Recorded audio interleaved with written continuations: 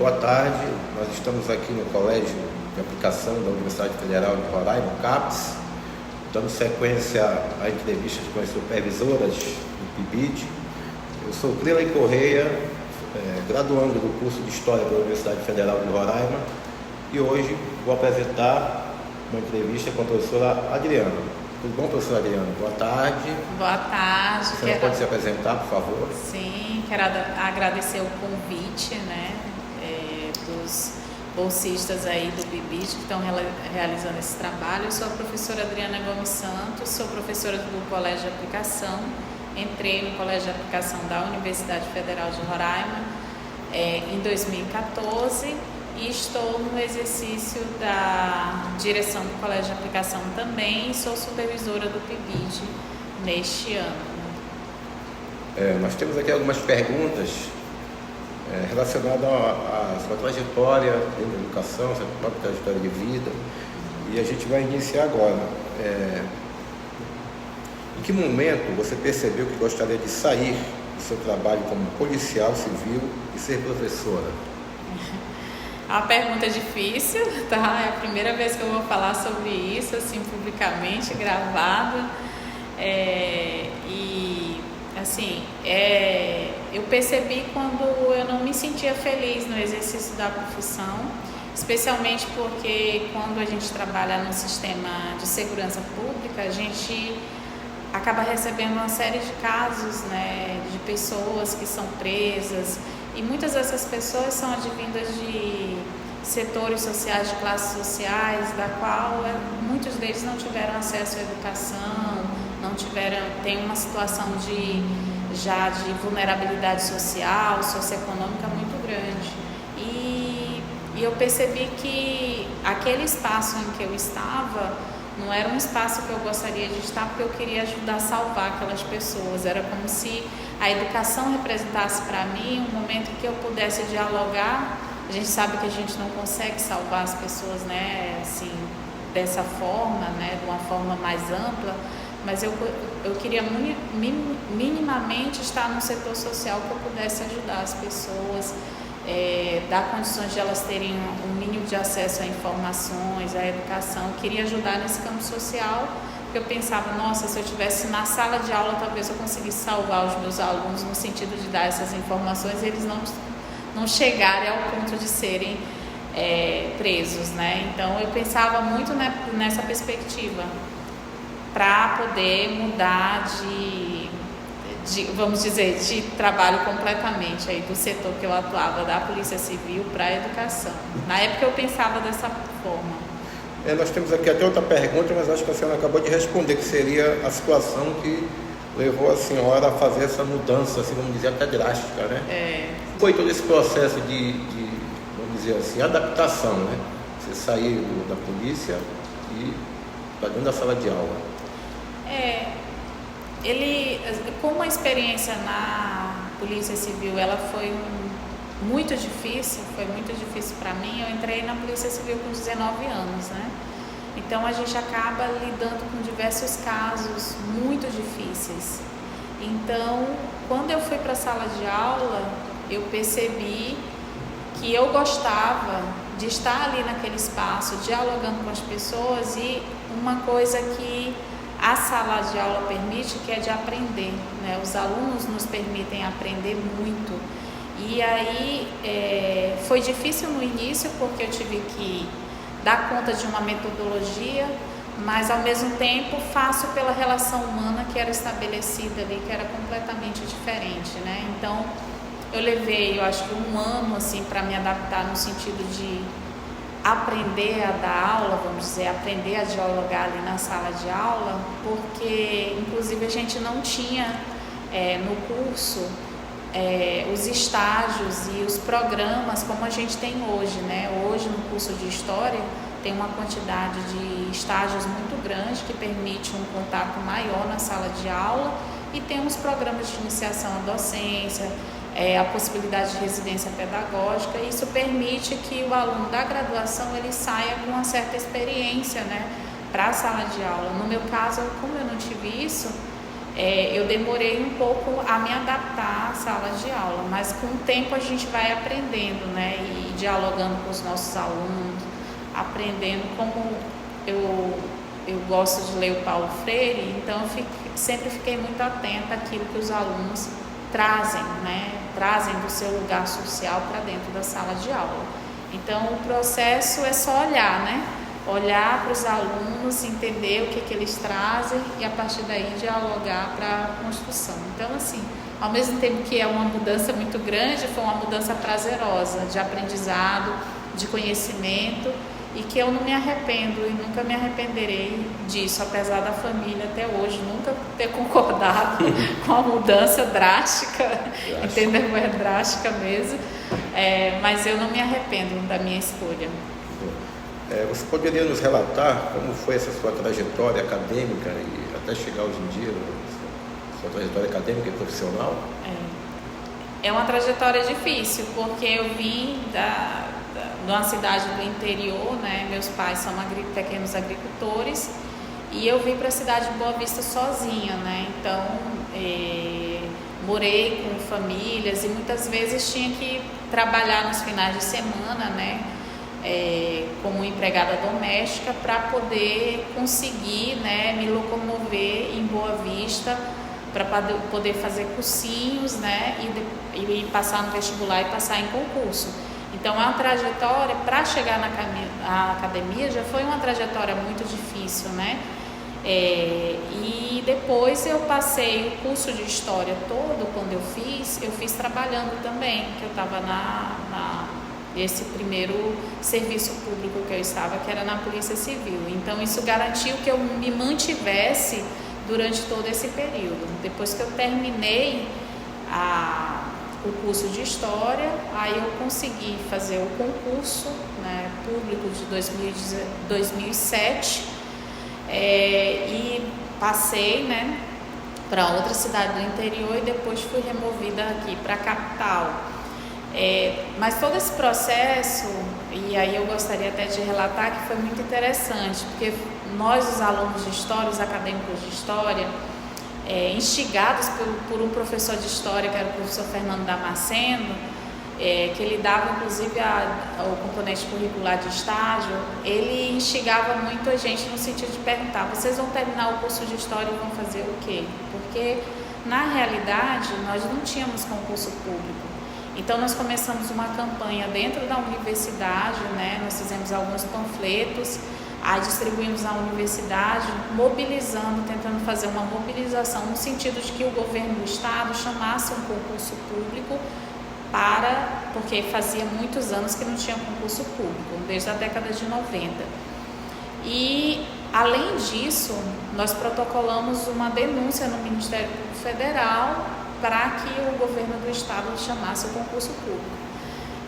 Na realidade dessa denúncia, assim, no Ministério Público Federal, ao final ficou definido que a decisão era de que o governo não tinha obrigação de fazer o concurso público. O governador foi para a TV e falou isso, mas disse que ia fazer o concurso público sim, e fez o concurso público. E nós, da turma de História daquele período, que estávamos encerrando 2007, nós nos organizamos em grupos de estudo e nós estudamos para essa prova. E todos nós que nos organizamos, tanto para a chamada do concurso público e depois nos dedicamos para passar nessa prova, nós conseguimos entrar naquele período. E aí, assim, essa trajetória acadêmica, ela foi fundamental, né? Porque até o concurso público a gente teve que ter um processo de luta para poder conquistar esse direito de ser professor, né? Ou professora do estado, né? Então, depois desse concurso que eu entrei no governo do estado, passado alguns anos, em 2011, eu gostaria, em 2010, eu comecei a me organizar para fazer o mestrado. Só que aqui no estado de Roraima não tem mestrado. E eu comecei a pesquisar algumas universidades fora de Roraima que tivessem mestrado, né? E eu não gostaria de fazer eu gostaria de fazer em História, né? Porque era a área que eu estava apaixonada, que eu gostaria de seguir a carreira, e aí eu gostaria de fazer em História mesmo. E aí eu encaminhei o projeto para algumas universidades e consegui, né, ser aprovada no mestrado, no programa de mestrado em Uberlândia, em Minas Gerais. E aí eu fui, fiz a entrevista, fiz todo o processo com os meus recursos, né, do meu trabalho, né. Depois que eu passei, eu solicitei da Secretaria de Educação que a licença para cursar o mestrado, já que o mestrado era na Federal fora, né, em Uberlândia, em Minas Gerais, não tinha condições de eu trabalhar e estudar ao mesmo tempo. E a Secretaria negou. Aí entrei com uma liminar, um pedido de liminar, garantido que eu saísse com o meu salário para fazer o mestrado. E o juiz concedeu na época, né? E inclusive fez um parecer muito interessante, né, na época, dizendo que um estado que não tinha, né, um mestrado e uma professora consegue, né, fazer todo o processo e ser aprovado, deveria garantir para que ficasse esse período cursando as disciplinas. E assim eu fiz, né? Eu fui, não adiantou de nada, a secretaria cortou meu salário, eu fiquei fora alguns meses sem salário, né? E assim, e depois começaram a pagar meu salário, mas até hoje, né, esse salário, por exemplo, que foi cortado durante aqueles meses, nunca recebi retorno de nada. Mas assim, foi muito importante essa experiência, tanto de batalhar, lutar pelo meu mestrado, né, e foi muito difícil, né, porque eu fui com um filho, inclusive, pequeno, meu filho tinha 4 anos de idade na época, e levei ele, coloquei numa creche próximo da universidade. Foi um período muito difícil, mas foi muito importante para mim, porque eu tive acesso a uma bibliografia, referências bibliográficas, professores que eu nunca teria condições de ter aqui. Eu acho que esse intercâmbio ele é muito importante e favorece um crescimento, né, acadêmico, né, mesmo, né, e até humano mesmo. Quando eu retornei em 2013, depois de ter concluído, eu retornei na realidade para Boa Vista. Eu comecei a fazer em 2011. Em 2012 eu retornei e trabalhei fazendo mestrado, terminando a pesquisa e fazendo trabalhando, né? Fazendo mestrado e trabalhando, né? Retornei ao trabalho, porque as disciplinas eram só 2011. Em 2013 eu concluí o mestrado e quando eu concluí, eu fiz a prova do concurso aqui da Universidade Federal para o Colégio de Aplicação. Em 2013, 2014 eu assumi como professora. Eu consegui passar, né, em primeiro lugar em todas as etapas, né? Especialmente porque a minha pesquisa tem a ver com esse lugar social que é a Amazônia, né? Que é a Amazônia, e eu trabalho com a questão da mineração. Então, inclusive a prova de concurso falava sobre a globalização e a Amazônia. Então, assim, parece que porque tinha sido sorteado, assim, porque é sorteado na hora, né? Eu não tinha estudado para os outros pontos, né? Era o único ponto que eu sabia, e foi um sorteio público, né? Porque os concursos são para professor da universidade é um sorteio, e eu tive a sorte de cair exatamente esse tema, né? Então caiu esse tema e eu consegui desenvolver e tirar em primeiro lugar nas provas, né? E até assim, falando um pouco da minha pesquisa, né, que desde o mestrado eu trabalho com a questão da mineração na região amazônica, né? E só que no mestrado eu trabalhei com uma pesquisa sobre garimpos, trabalhadores e trabalhadoras dos garimpos na região, né? Nessas regiões, áreas de garimpagem, né? Essa primeira pesquisa eu fiz entrevistas, trabalhei com as atas da Assembleia Legislativa, trabalhei com jornais da época, 4 jornais diferentes, que na época nós tínhamos alguns acervos, né, abertos, né, museu, né, e a Casa da Cultura, que a gente ainda conseguia acesso ao material que estava lá. Hoje a gente não tem mais esses espaços, né, e trabalhei com entrevistas. As entrevistas que foram realizadas com as mulheres, eu comecei a pesquisa fazendo entrevistas somente com mulheres trabalhadoras dos garimpos. E eu fiz essas entrevistas dentro do presídio feminino, porque era um lugar que eu trabalhava, tinha trabalhado anteriormente, e foi a primeira. E eu identifiquei com algumas mulheres que estavam presas, elas tinham sido presas ou porque estavam no garimpo, ou assim, tinha relação com o garimpo. Então eu fiz várias entrevistas, né, com mulheres na penitenciária feminina, no presídio feminino, e aí essa foi a primeira parte da minha pesquisa, foi focado nas mulheres, né? E depois eu fiz a entrevista com homens, né, que também trabalhavam no garimpo, e com mulheres que trabalhavam nos garimpos, mas não estavam presas, né, na época. Então tive uma quantidade de entrevistas muito grande, assim, tanto com mulheres e com os trabalhadores, né, ali que atuavam nessa região de garimpagem, né? Então é um trabalho assim que ele é bem assim descritivo, no sentido de entender quais são as relações assim estabelecidas nessa região de garimpagem, né? Como é que eles se relacionam entre si, quais as condições de vidas às quais eles estão submetidos, como é que é realizado o trabalho de garimpagem.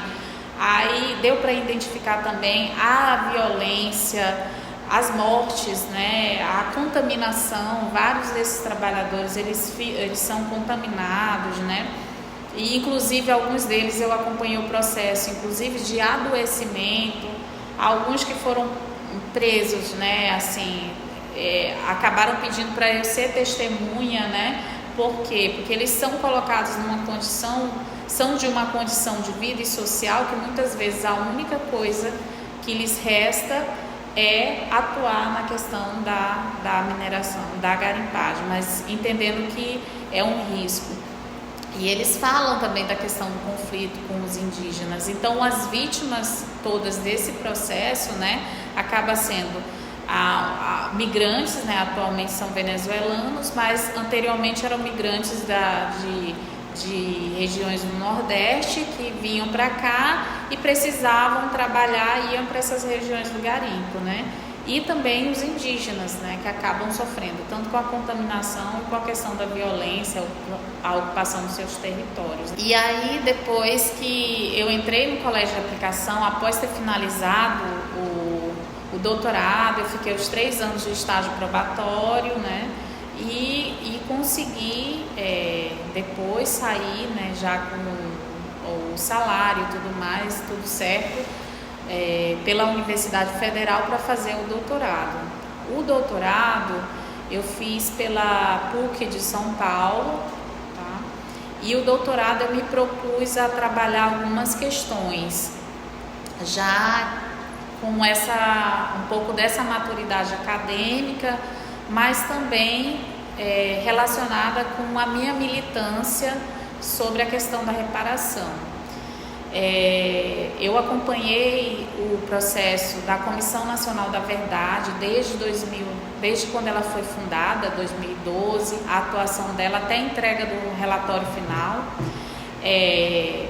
E na Comissão Nacional da Verdade tinha um GT de trabalhadores, que era um grupo de trabalho 13, né, que era o de trabalhadores. E nesse GT eu tive a oportunidade de conhecer diversos trabalhadores de São Paulo e de outras regiões que foram perseguidos políticos no período, porque eram ativistas sindicais ou porque eram militantes de organizações políticas, e eu acompanhei o processo deles e acompanhei também como que se fazia a pesquisa na documentação para entender a questão do monitoramento que era realizado durante a ditadura militar, de 1964 a 1985, né?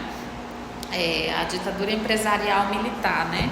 Então, como eu já tinha acompanhado esse processo, logo depois veio uma questão, né, que era a questão das reparações individuais desses trabalhadores que tinham sido perseguidos políticos, que o Estado brasileiro ele passou a reconhecer que tinha cometido o crime e pedia desculpas pelos crimes praticados contra aqueles ativistas. E aí, em face dessa nova conjuntura em que o Estado ele passa a atender às legislações internacionais no sentido de reparar os danos causados ao povo brasileiro, eu passei a olhar a documentação e os sujeitos da minha pesquisa e toda a minha pesquisa com outro olhar, com a possibilidade de que a gente pudesse fazer e realizar a reparação coletiva dos povos indígenas, porque o que nos faltava dentro desses processos era os povos tradicionais, os quilombolas. Apareciam os trabalhadores, os setores urbanos, mas não apareciam os povos indígenas ainda, né, naquele período, em 2014, tanto que eles apareceram no relatório da Comissão Nacional da Verdade, mas apareciam, mas não tinham uma indicação de reparação ainda, né, assim, no sentido mais consistente de dizer dá para reparar isso e isso, né. Então, em face disso, eu disse, eu quero fazer esse tipo de pesquisa que garanta a reparação dos povos originários, né? Eu quero trabalhar com a mineração, com a reparação dos povos originários, mas um tipo de reparação específica que é a reparação coletiva, né?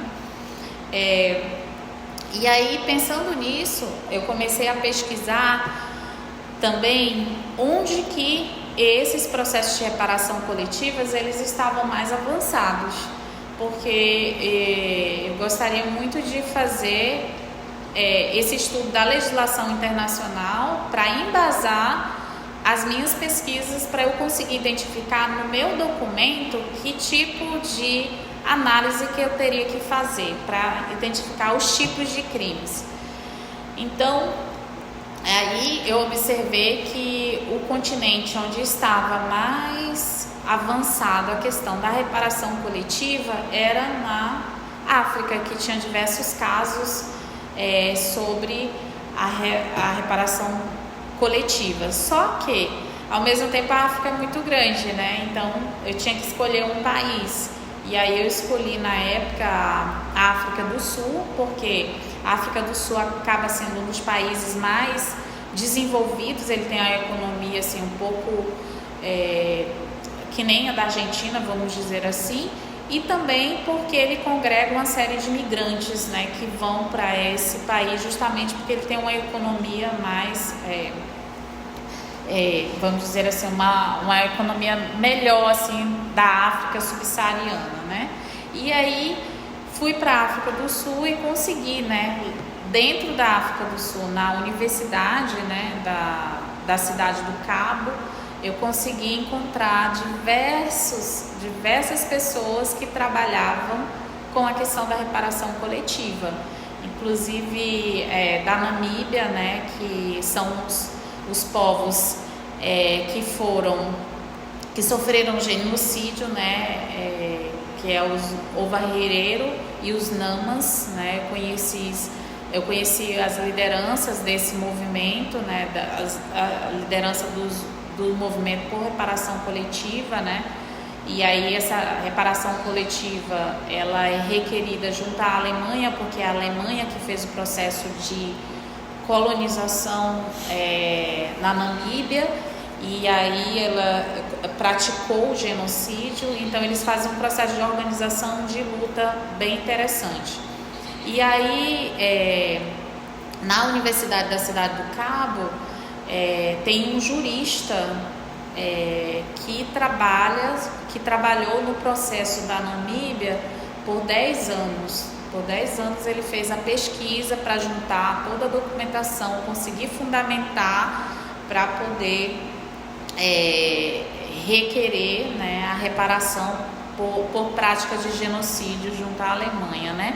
E aí entra também não só o Estado alemão, mas como também as empresas privadas, bancos que financiaram, né? Empresas outras que estavam atuando ali nesse período, né? De 1904 a 1908. Então esse estudo foi fundamental, né?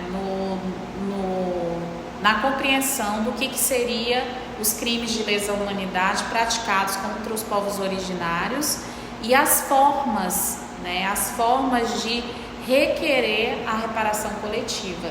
Então isso me deu base para entender o que eu tinha que perguntar ao meu documento, né, o que eu tinha que buscar no meu documento, o que ele tinha que responder para que eu pudesse escrever uma tese que fosse capaz de subsidiar um processo de reparação também, para além das questões de fundamentação acadêmica e tudo mais, né? Então, esse processo de ida para a África, eu estou falando só de um caso, né? Mas são vários casos, né? No Quênia tem outro caso de reparação coletiva, no Congo tem outro caso, Zimbábue tem também, Senegal. Então, eu acabei estudando vários casos e na própria Universidade da Cidade do Cabo, eu acabei estudando vários outros casos em outros continentes também, né, como na Coreia, né, que são que as mulheres foram vítimas durante a Segunda Guerra Mundial, né, que elas foram utilizadas como para servir os soldados. Então tem uma reparação que é requerida, que é essa reparação coletiva também, que é exigida por essas mulheres, os filhos dessas mulheres, os netos dessas mulheres, e por conta dessa prática criminosa de que elas serviam como prostitutas para o exército japonês, né? Então tem todo então são coisas que a Universidade da Cidade do Cabo pôde me fornecer uma série de biografias, né, que existe e de processos que existem de movimento social requerendo a reparação coletiva. E a partir daí ficou mais, como é que se diz, mais fácil no sentido de pegar essa documentação. Eu trabalho com os arquivos do SNI, do Serviço Nacional de Informações, que era um serviço que juntava todas as informações no período da ditadura. Ele canalizava todas as informações de todas as instituições, todos os órgãos públicos, das empresas privadas, todas elas eram canalizadas para o Serviço Nacional de Informação. E esse Serviço Nacional de Informações, uma parte desse documento, ele está no Arquivo Nacional. Então, eu analisei os documentos desse arquivo, do Arquivo Nacional, do fundo aí do SNI. Aí, com base nisso, eu consegui fazer a análise sobre uma empresa privada no período da ditadura, que é uma empresa de mineração. Era a maior empresa de mineração do país, né? Só perdia para Petrobras, né? No período, era uma grande empresa mesmo.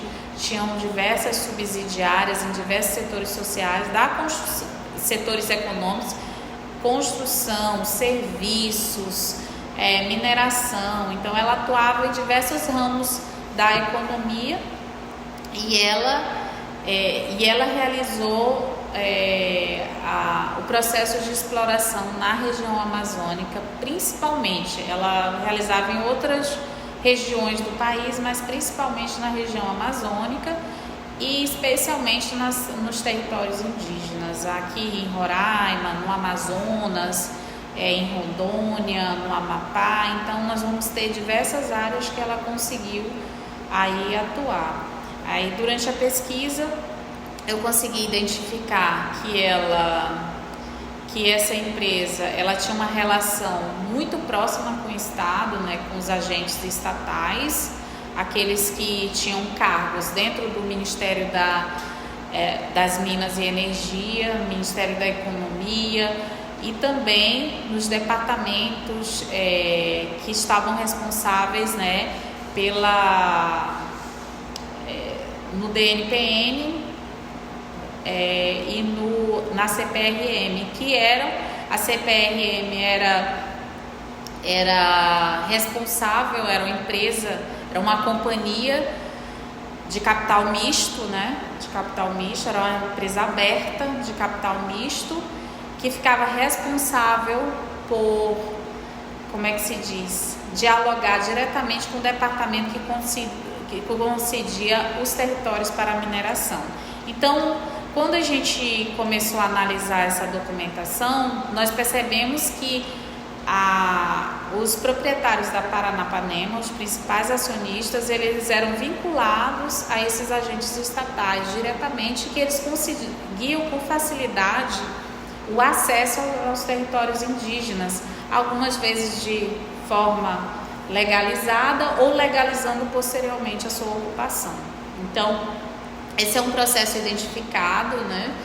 E também alguns processos nós conseguimos identificar, por exemplo, como a utilização de mão de obra indígena escrava em condições análogas à escravidão, né? A utilização de mão de obra de crianças indígenas, a questão da contaminação dos indígenas, né? Sem nenhum tipo de assistência médica, sem nada, né? Por parte nem do Estado e nem da empresa.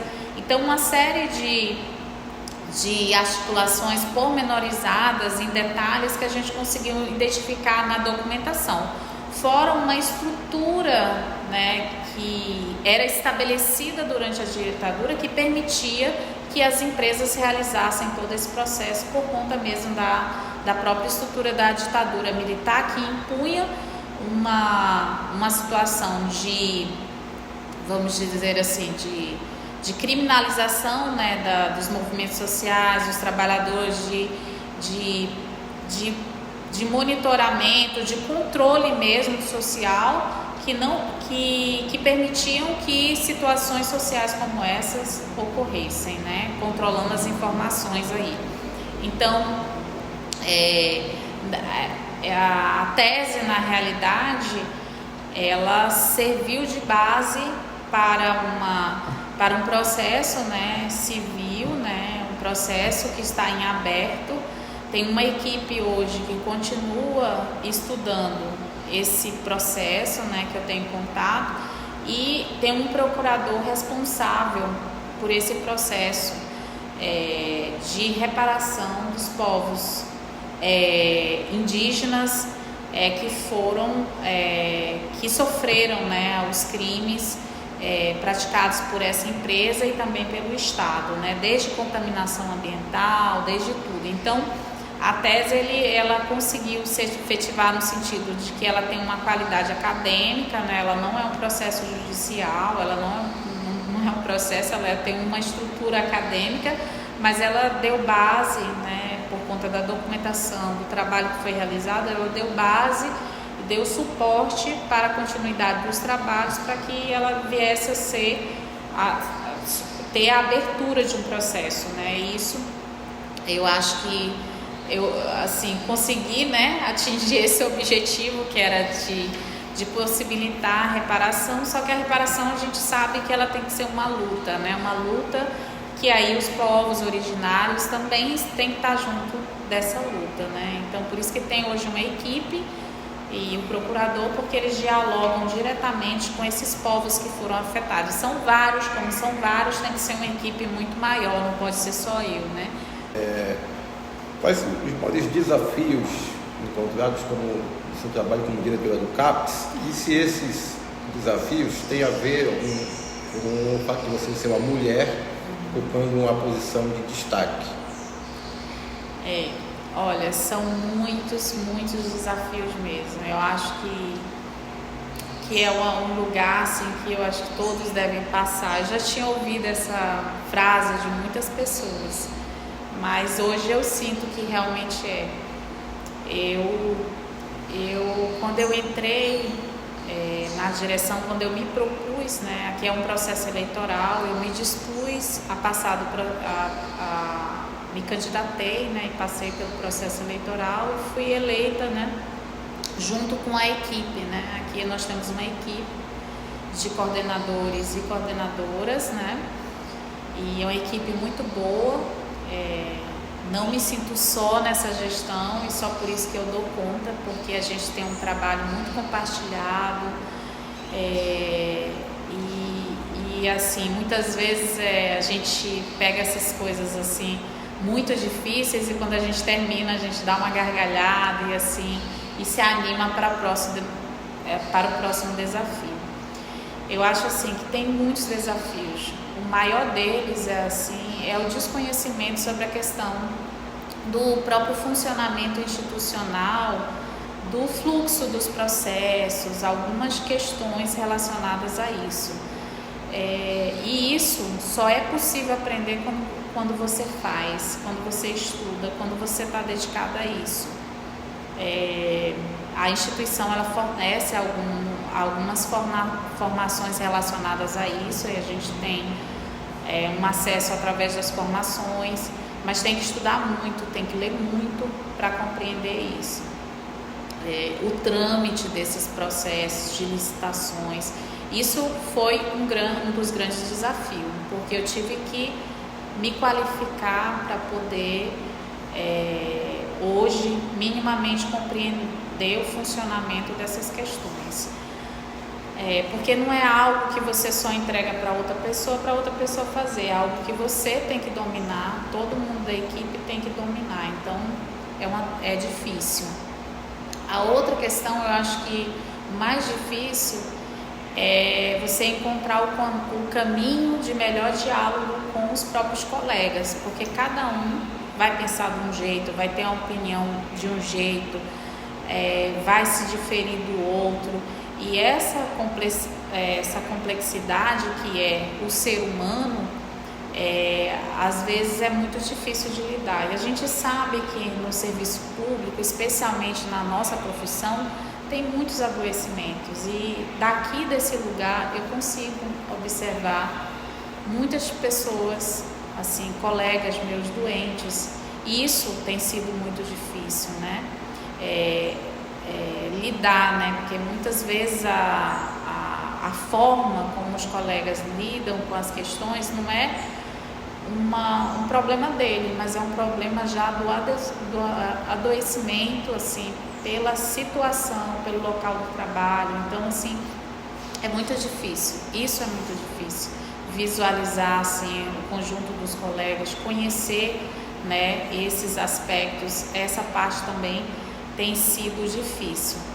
Sobre a questão de ser mulher, sim, eu acho que todo o espaço que nós mulheres nós ocupamos, se é um lugar público, se é um lugar de destaque, seja em qualquer lugar, a gente enfrenta, sim. A gente sabe exatamente quando uma pessoa se reporta a você e sabe que está se reportando daquela forma, daquele jeito, porque você é mulher. Não, assim, porque você nunca observou essa mesma pessoa se reportando a outro que era homem, entendeu? Então, a gente consegue observar essas questões e isso também é muito difícil, é desafiador. Como que responder a isso, né? Como que enfrentar isso quando você sabe que aquela questão está sendo colocada a você porque você é mulher, pela sua... E aí é complexo. Qual acontecimento ou história que marcou você durante esses anos trabalhando com a educação? Você tem alguma história que marcou você? Eu acho que eu estava lendo o livro da Viola Davis e ela colocava assim, qual que é a narrativa da sua história de vida, né? Ela pergunta assim, tem um momento que é outra artista que pergunta para ela e ela pensa e ela coloca, né? Eu acho que eu sou essa garota. Eu acho que a minha narrativa de vida, assim, eu acho que a trajetória que me impacta na educação, eu queria pegar lá do começo do meu processo, né, de alfabetização, do primeiro ano dos anos iniciais, quando eu tinha que andar os meus 8 quilômetros a pé, no meio da floresta, né, para poder estudar e depois retornar. Então, essa lida difícil de busca pelo conhecimento, de estudar, de sempre tá buscando o conhecimento, eu acho que ela ainda permanece, ela me impacta. Eu sempre estou buscando um desafio, um novo desafio. Eu acho que na minha trajetória, ter feito minha ida à África, ela foi muito importante. Eu sou descendente de quilombos, né? Meus avós, né? Eles são descendentes de quilombos, e meu pai também, né? Então, essa trajetória de ir para a África, de entender o que é a África, eu acho que ela me marcou para sempre. Inclusive de olhar para as mulheres de outro lugar, com outras questões religiosas, de outra situação, eu acho que elas me marcaram completamente. Eu acho que nessa trajetória da educação, na minha trajetória acadêmica, na minha trajetória de vida, eu acho que marca isso, essa busca pelo conhecimento e esse meu retorno, né, à África, no sentido de entender o que é a África, né, de poder conhecer esse lugar, né, para além dessas questões acadêmicas, né, mas para mim, né, enquanto pessoa, né, e nesse lugar social que a gente ocupa, eu acho que me marcaram muito mesmo, né, eu acho que é isso. E agora, qual mulher ou mulheres você carrega dentro do coração? Meu Deus, são tantas, são tantas mulheres. Eu acho que assim, essa semana eu fiquei um pouco emotiva por causa da minha avó, né? Eu acho que as mulheres que eu carrego, a minha avó, né? Minha mãe, mas assim, eu queria trazer uma mulher assim que para mim é referência, né, que é a minha professora, né, do doutorado, que foi minha orientadora, a Vera Lúcia Vieira.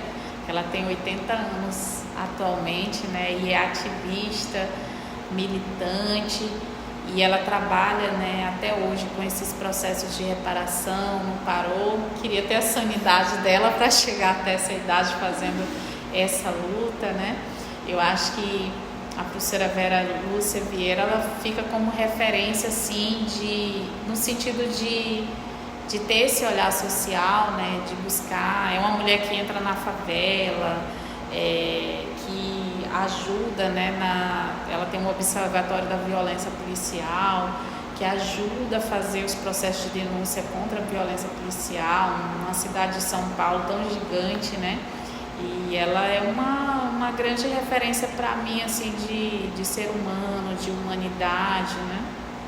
E outra Vera Lúcia, que é uma operária, né? Uma mulher operária, que negra, operária, e que também faz a luta, né? Na periferia também de São Paulo, nos movimentos sociais. Ontem mesmo vi ela na manifestação, né, pelo genocídio na Palestina. Então são mulheres de luta, né, e que continuam, né, vivem, né, nessa luta constante que é contra todas esses problemas sociais, né. São mulheres que sempre estão nessa ativa e na periferia fazendo essa luta. Eu acho que é isso, ter esse olhar. Tudo bem. Então eu vou finalizar aqui agradecendo a professora Adriana pelo tempo, pelas respostas. Foi um prazer conhecer mais sobre a sua trajetória de vida. Tá? E é mais uma mulher que faz história, mas não está no livro de história, né? Que a gente tem no projeto. Muito obrigado. Se quiser dar algumas palavras finais aí, pode ficar à vontade. Gente, muito obrigada. Gostei muito de vocês terem me concedido essa oportunidade de falar. Assim, estou até um pouco emocionada, né, com essas falas, porque remonta muito da nossa experiência de vida. E assim, eu quero parabenizar o projeto de vocês, mesmo de verdade. Eu acho assim que é um projeto pioneiro e muito importante, né? Eu acho que para a nossa formação acadêmica, social e também de ativista. E tá, muito obrigada. Nós te agradecemos.